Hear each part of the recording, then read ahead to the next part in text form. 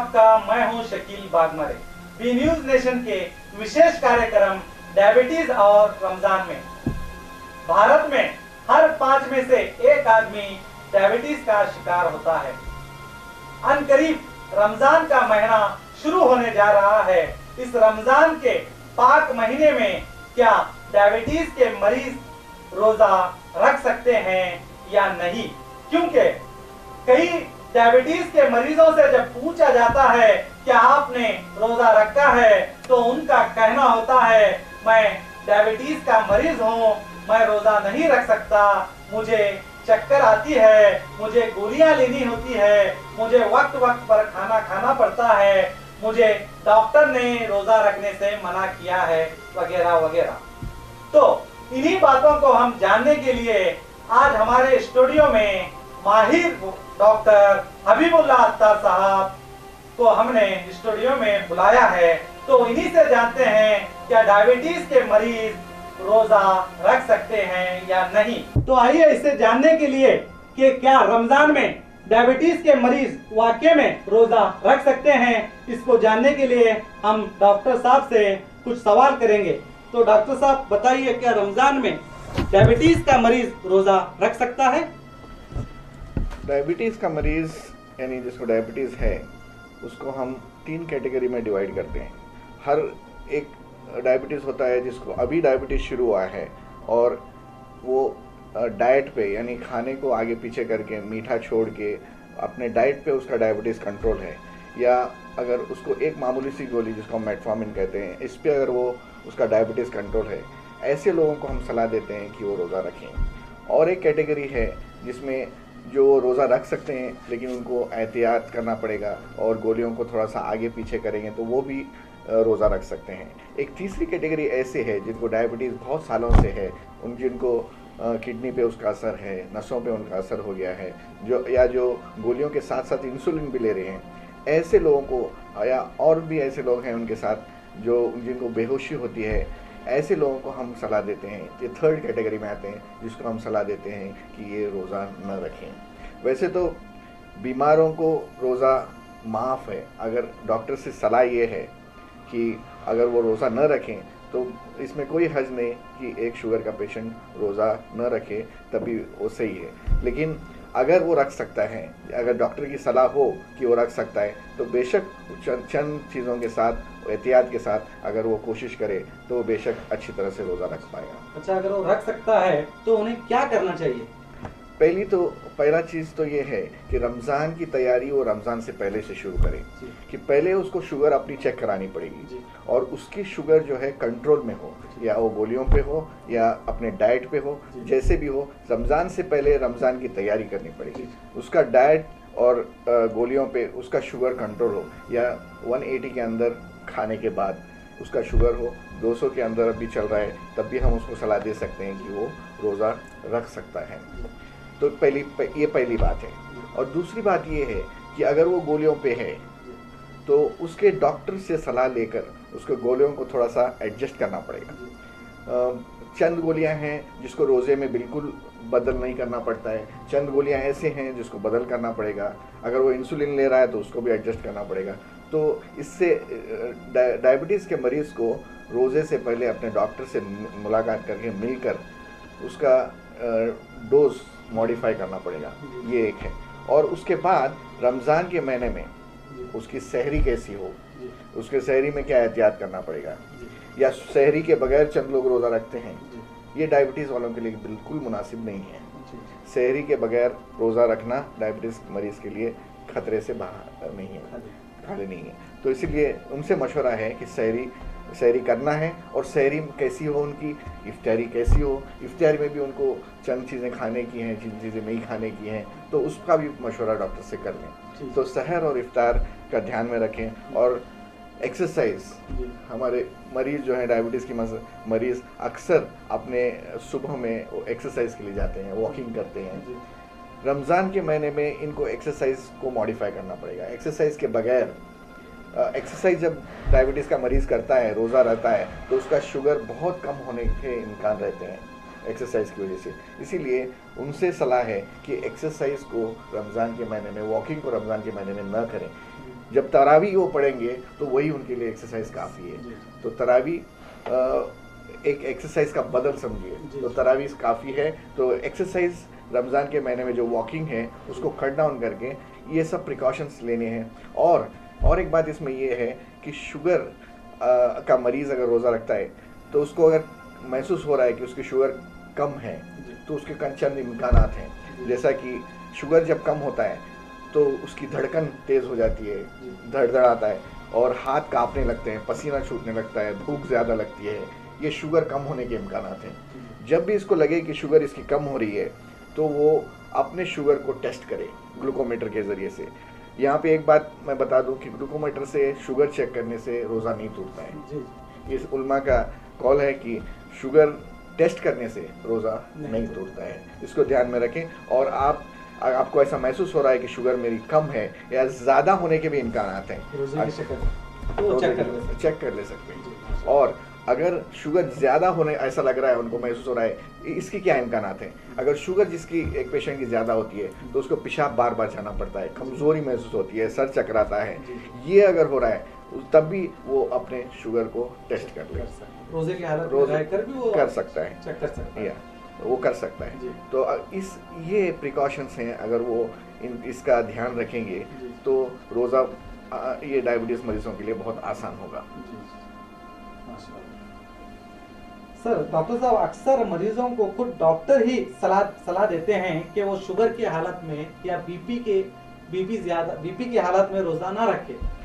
देखिए, अक्सर डॉक्टर जो गाइडलाइंस हैं, जो ये मशवरा देते हैं कि अगर तुमको शुगर है तो बिल्कुल रोज़ा न रखें, ये बात गलत है।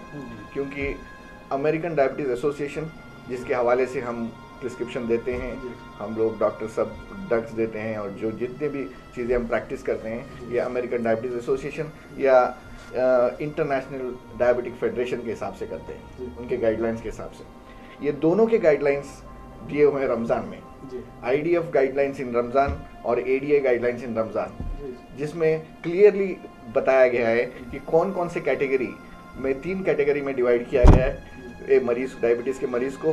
पहले 2 कैटेगरी ऐसे हैं जो रोज़ा रख सकते हैं और तीसरी कैटेगरी, जैसे मैंने बताया कि उनका मशवरा डॉक्टर्स ये देंगे कि रोज़ा न रखें। अगर आप फर्स्ट और सेकंड कैटेगरी में अगर आप पढ़ रहे हैं तो डॉक्टर्स का मशवरा ये होगा कि एहतियात के साथ बिल्कुल रोज़ा रख सकते हैं।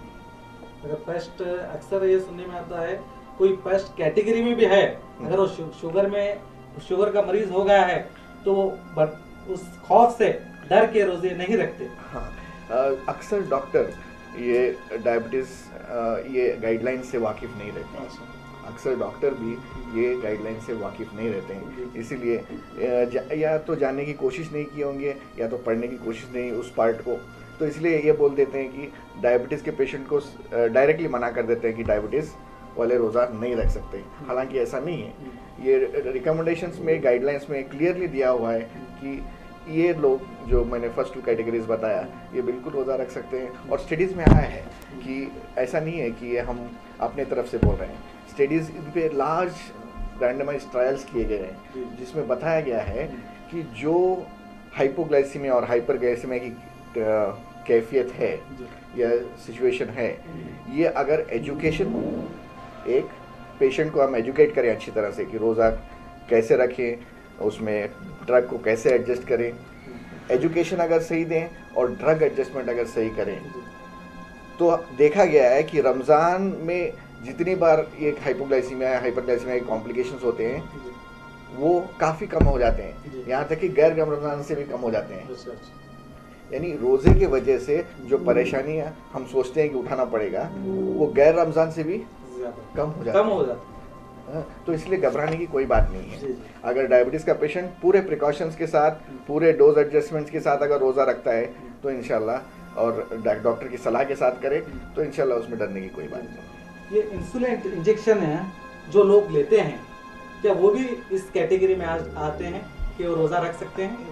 इसमें डायबिटीज़ में टाइप 1 और टाइप 2 दो डायबिटीज़ होते हैं। और टाइप 1 डायबिटीज़ के जो मरीज़ हैं वो अक्सर इंसुलिन पे ही रहते हैं, सबको इंसुलिन लेना पड़ता है। टाइप 1 के पेशेंट दरअसल सारे के सारे कैटेगरी 3 में आते हैं, जिसको हम सलाह ये देते हैं कि डायबिटीज़ रोज़ा रखने की कोशिश ना करें, जो इंसुलिन पे हैं। अच्छा। और जो भी टाइप 2 डायबिटीज़ भी हैं, वो भी अगर इंसुलिन पे हैं, इसका मतलब ये है कि उनका शुगर्स गोलियों पे अनकंट्रोल्ड है, कंट्रोल नहीं है। इनकी भी हम सलाह देंगे कि ये रोज़ा न रखें, ये रोज़ा न रखें। लेकिन ऐसे भी लोग हैं जो टाइप 1 डायबिटीज़ हैं लेकिन रोज़ा रखना चाहते हैं, एंथुजियास्टिक हैं।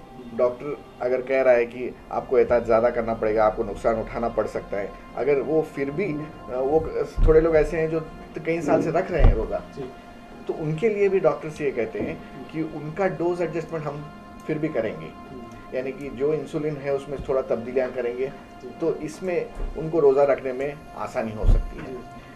पहली बात तो ये है कि ऐसे लोग रोज़ा रखने की कोशिश न करें। अगर करना ही चाहते हैं तो डॉक्टर से सलाह लें, उसको इंसुलिन को हम शॉर्ट एक्टिंग इंसुलिन में बदल देंगे, जिसका एक्शन बहुत छोटा होता है और जिससे उनको तकलीफ कम होगी। यानी कि शुगर के मरीज के 3 स्टेज होते हैं। हाँ, ये रोज़े रमज़ान और डायबिटीज़ के ताल्लुक से डायबिटीज़ को 3 टाइप के पेशेंट में बांटा गया है। ये अमेरिकन डायबिटीज़ एसोसिएशन और IDF यानी इंटरनेशनल डायबिटिक फेडरेशन, दोनों की तरफ से ये मिल के एक कमेटी बना के इस पर कई स्टडी, एपिडियार स्टडी, जो पूरे मल्टीपल कंट्रीज़ के लोग आके मिल के बैठ के कमेटी बना के उस पर डॉक्टर्स ने रिसर्च करके ये किया है कि इसमें 3 कैटेगरीज बनाए जाए और 2 कैटेगरीज को माइल्ड रिस्क, मॉडरेट रिस्क, जो हाई रिस्क में आता है उसको हम सलाह ये देते हैं कि आप रोज़ा ना रखें। सुना है डॉक्टर साहब, डायबिटीज़ के लिए खास रमज़ान में आप एक सेमिनार करते हैं कई सालों से, तो हमारा कहने का मतलब यह है कि इस सेमिनार से लोग फ़ायदा उठा रहे हैं? अल्हम्दुलिल्लाह, हमारा ये 4 साल से हम लोग हर साल ये सेमिनार कंडक्ट कर रहे हैं, जिसमें लोगों का पहले तो शुगर चेक किया जाता है फास्टिंग स्टेट में, खाली पेट में, फिर नाश्ते कराते हैं, नाश्ते के बाद फिर उनकी जो है उनके रोज़े और डायबिटीज़ के बारे में मालूमात दी जाती है, एजुकेशन जो सबसे इम्पॉर्टेंट है। अगर पेशेंट अपने बीमारी को जितना जान पाएगा उतना जो है इन खतरात से बचेगा, उतना जो है एहतियात बरत सकता है। और एहतियात के साथ अगर रोज़ा रखेगा तो इंशाल्लाह वो नॉन डायबिटिक जो रमज़ान के बाहर से भी कम कॉम्प्लिकेशंस रमज़ान में देखे गए हैं, तो ये बहुत बड़ा फ़ायदा है रमज़ान का। सर हमें ये बताइए, डायबिटीज़ को छोड़कर भी अगर ब्लड प्रेशर है, हार्ट की बीमारी है या किसी और तरह की बीमारियां हैं, तो क्या वो लोग भी रोज़े रख सकते हैं? जी, डायबिटीज़ और रोज़े का प्रॉब्लम डायबिटीज़ के पेशेंट को इसलिए होता है क्योंकि डायबिटीज़ एक बीमारी है जिसका ताल्लुक ग़िज़ा से है, जो हम खाना खाते हैं, और रोज़ा भी एक अल्लाह का हुक्म है जिसमें अल्लाह ताला ने ग़िज़ा को चंद मुकर्रर वक्त के लिए जो है रोकने का हुक्म दिया है, तो इससे इसका ख़ास ताल्लुक बनता है। लेकिन जैसे कि ब्लड प्रेशर है, ब्लड प्रेशर का ख़ास कोई खाने से ताल्लुक नहीं है, तो इसीलिए ब्लड प्रेशर के जो पेशेंट्स हैं वो बेशक अल्हम्दुलिल्लाह रोज़ा रख सकते हैं, उनको कोई दुश्वारी इसमें नहीं होती है। हाँ, एक टैबलेट है डायूरेटिक जिसमें ब्लड प्रेशर में हम यूज़ करते हैं, जिसकी वजह से पेशाब ज़्यादा होने के इम्कानात होते हैं, तो ऐसे लोग जो है डायूरेटिक लेने की वजह से अगर प्यास ज़्यादा लगती है तो अपने डॉक्टर से मशवरा करके उस टैबलेट को बदल के दूसरी टैबलेट में ले सकते हैं। और जो जहाँ तक हार्ट के पेशेंट का सवाल है, हार्ट के पेशेंट कई तरीके के होते हैं।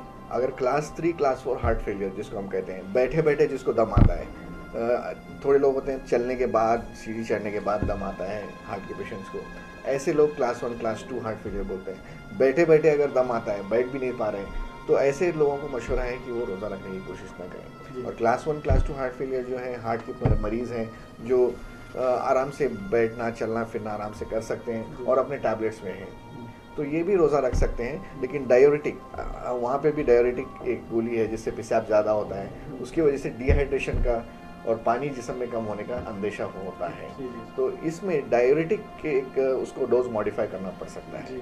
बाकी ये तो क्रॉनिक इलनेसेस की बात है। क्रॉनिक इलनेस, क्रॉनिक डिसीजेज जिसमें होते हैं वो अपने टैबलेट्स के साथ जो है बीपी हो या आपकी हार्ट डिसीज हो, इसमें रोज़ा बिल्कुल रख सकते हैं। डॉक्टर साहब ने हमें हमारे स्टूडियो में आके जो जानकारी दी, इससे कई डायबिटीज के मरीजों का फायदा होगा, इसलिए हम डॉक्टर साहब का हमारे स्टूडियो में आकर उन मरीजों को जो अपनी राय दिए, हम इसलिए डॉक्टर साहब का शुक्रगुजार हैं।